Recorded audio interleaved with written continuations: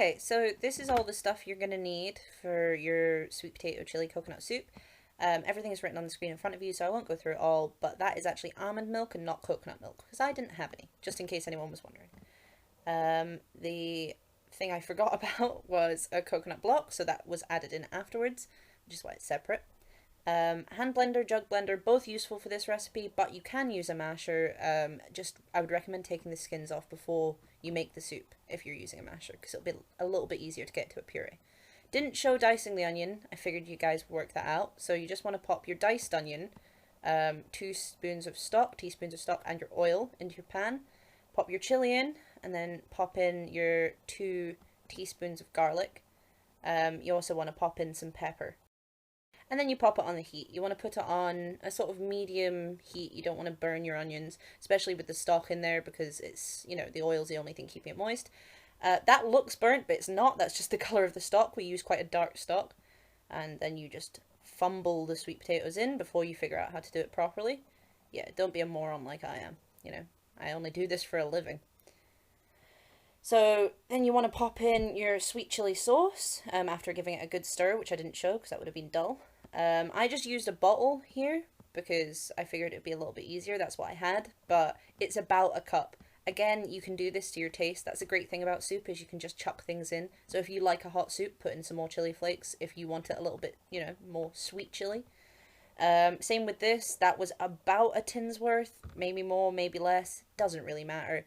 The eventual aim is to cover all of the veg. So you want to use a little bit of water and either your tin of coconut milk, or if you want to do it like I did, some almond milk. And then that all goes back onto the heat. The thing, as I say, I forgot was the coconut block. So I added that in later. You can put that straight in from the start. You don't need to wait like I did and put it in halfway through the process. But, I'm just a bit useless, so that's how I did it. Just demonstrating what coconut is for you there. Not sure why. And here we go, straight into the soup. And it's coming along nicely. That's about halfway cooked, so that's probably about 15 minutes in that I remember to do that. 30 minutes total. I mean, that's a guess. I just check on it. I think it's easier that way. You want to take it off the heat when your sweet potato, you can get a knife through it easily. There's no resistance. It just goes straight onto your knife. But it's not completely sludge. It's not falling apart because you don't want all of your liquid gone either. We are making a puree, so it will be a little bit thicker than, a soup. But blender, blender, blender. And here we go. I made lava! Look at that! It's so orange. There's really fluorescent lights above this camera, so that's why some of this lighting is going to be ridiculously off. But you work with what you've got.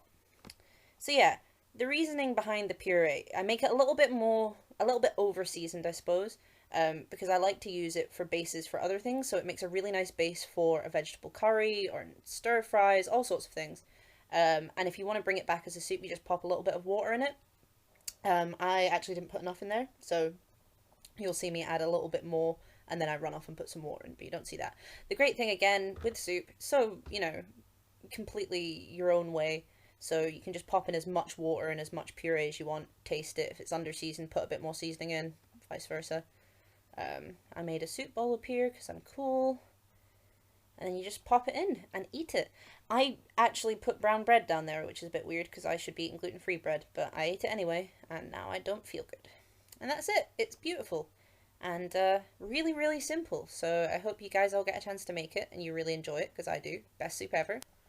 And if you do get the chance to make it, I would love you to leave me some feedback, because, that's the whole point of this thing. So add me at Waltzing Black on the Rooster Teeth website, or comment below, or, just shout into the wind. I'll probably hear you. And if you come back sometime around next week, hopefully I will have up my next really nice recipe, which I've put at the end here. Well, I've put what it's called. I haven't put the whole recipe. That would be pointless. See you around.